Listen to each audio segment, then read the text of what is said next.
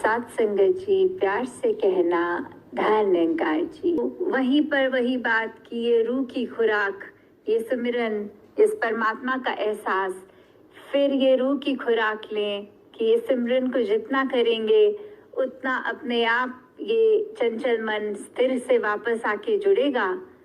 तो कैसे एक चंचल मन तो एक कहानी, जो एक व्यक्ति है जिसके एक पेट, एक बंदर होता है और एक बकरी होती है, तो कैसे वो व्यक्ति कहीं निकल जाता है अपने काम पर, और जब वो निकल जाता है तो बंदर वो उस तरह से बहुत स्मार्ट होता है, वो अपनी बंधी हुई रस्सी को खोल लेता है और पूरे घर के बर्तन, सारा सामान तहस नहस इधर कर देता है।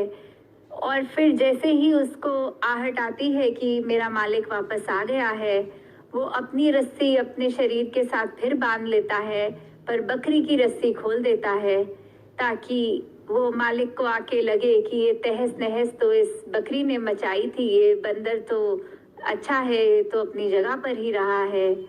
तो कैसे हमारा मन चतुर चालाकियां भी कर लेता है। हमारा मन कैसे जानते हुए कोई चीज सही नहीं है, फिर भी उसी को करना चाहेगा और बाद में अपना बचाव के लिए भी एक बैकअप तैयार करके रखेगा। कैसे मन संकोच भी नहीं करेगा कि ये कोई स्थिति मेरे हिसाब से नहीं है, तो मैं इससे कैसे बचूं, और चाहे बचने का सल्यूशन ये भी निकाल ले कि किसी और को अड़चन में डाल दें। तो कैसे हमने मन को भी फिर वो चैनलाइज करना है, जैसे एक मन की ही बात यहाँ है स्थिरता के साथ जुड़ने की, जो एक कवियों ने भी आप सुनेंगे कवि दरबार की एक थीम, स्थिर से नाता जोड़ के मन का, जीवन को हम सहज बनाएं।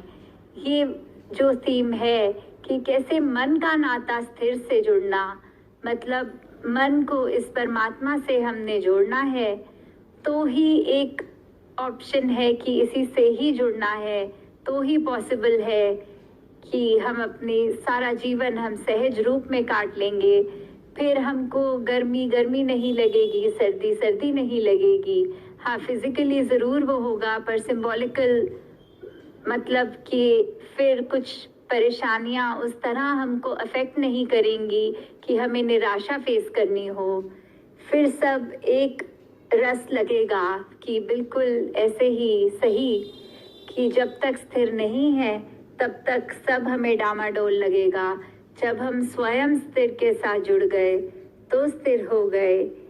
एक कहानी और जो दासी ने पहले भी आपके साथ साझा की है कि कैसे एक व्यक्ति अपने घर में कुछ ढूंढता हुआ सारा सामान इधर उधर कर रहा था, तो उसका मित्र जैसे ही उसके घर पहुंच के बोलता है कि क्या हो गया, तो वो कहता है कि मैं अपनी घड़ी कुछ समय से ढूंढना चाह रहा हूँ, वो नहीं मिल रही, सारे कपड़े भी मैंने अलमारी से निकाल दिए, सब कुछ मैंने इधर उधर बिखेर दिया है, कुछ नहीं, मेरे को घड़ी नहीं मिल पा रही है।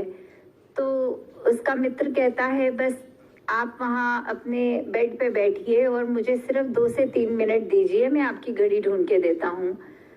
तो वो व्यक्ति फिर मित्र की बात मानकर ऐसे जब बैठता है तो वाकई ही वो मित्र कुछ देर में उसको उसी की घड़ी ला कर देता है। तो ये अब हैरान व्यक्ति कि ये कैसे हुआ, मैंने तो इतना समय लगाया अपने घर को, सब सोफे के गद्दों के नीचे भी देख लिया, सब जगह नहीं मिली। तो जब उससे पूछा कि इतनी जल्दी कैसे ढूंढ लिया आपने मेरी घड़ी को, तो उसने कहा कि जब आपने ये एक जगह बैठ गए आप और आपने ये हलचल करनी कम करी, तो एक साउंड कैंसलेशन हो गई, और कैसे फिर मुझे सिर्फ वो घड़ी की सेकंड की जो सुई होती है टिक टिक करती, उस पे मैंने अपना ध्यान एकाग्र किया। कैसे सिर्फ मैंने वो टिक टिक की आवाज़ सुननी चाहिए, और फिर वो गमले के पास आपकी घड़ी पड़ी सुनाई, जैसे ही दी वहाँ गया और देखा वो पड़ी थी। तो कैसे मुझे इस कारण ही जल्दी मिल पाई क्योंकि मैंने अपने मन को वो घड़ी की सुई की टिक टिक पर स्थिर किया और उसी से कनेक्टेड होके उसी साउंड की तरफ अट्रैक्ट होते हुए वो घड़ी भी मिल गई। तो कैसे हम जब तक स्थिरता को नहीं अपनाते, जब तक इस परमात्मा से एक नहीं हो जाते, अपना असली रूप हमारा क्या है इस निरंकार को नहीं पहचान लेते, तब तक मन का स्थिर होना पॉसिबल नहीं है। तो अंत में दासी एक यही अरदास करते हुए हर एक के लिए कि कैसे हम अपने जीवन में ये स्थिरता ला पाएं, कैसे हम एक रस होकर, कैसे हम हर एक के लिए अपने आप को अर्पण करते हुए सेवा भाव में रहें और इस परमात्मा को ही हमेशा 24 घंटे याद रखें।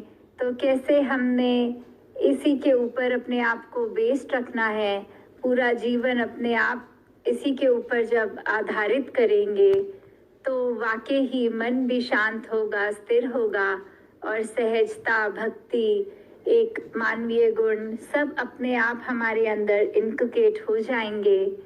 तो दातार सभी पे कृपा करे कि पूरी मानव जाति पे जहाँ हम एक अपना अर्पण कर सके, हर एक को अपना परिवार मान के एक पॉजिटिव कंट्रीब्यूशन इस संसार के लिए एक वाकई ही मनुष्य है तो वरदान रूप में बन सके। सात संगत जी, धन निरंकार जी। सात संगत जी प्यार से कहना धन निरंकार जी। सात संगत जी, सतगुरु बाबा हरदेव सिंह जी महाराज ने अपने विचारों में अक्सर फरमाया करते थे कि कई बार हम जुबान से सुमिरन करते हैं लेकिन मन कहीं और होता है। सात संगत जी, सिमरन केवल जुबान से नहीं बल्कि मन से किया जाता है। सात संगत जी, सात संगत जी, दासी एक भिखारी की बातें आप जी के समक्ष रखने जा रही हैं।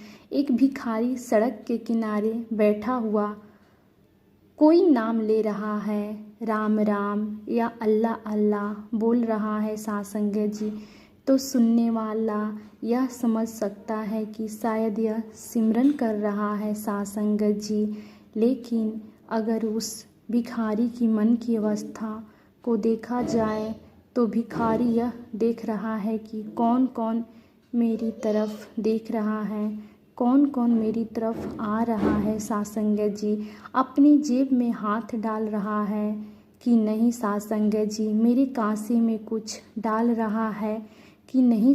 सात संगत जी, तो जुबान से तो वह नाम ले रहा है लेकिन मन कहीं और है। सात संगत जी, तो बाबा जी ने जिक्र किया यह सिमरन नहीं है। सात संगत जी, सात संगत जी प्यार से कहना धन निरंकार जी।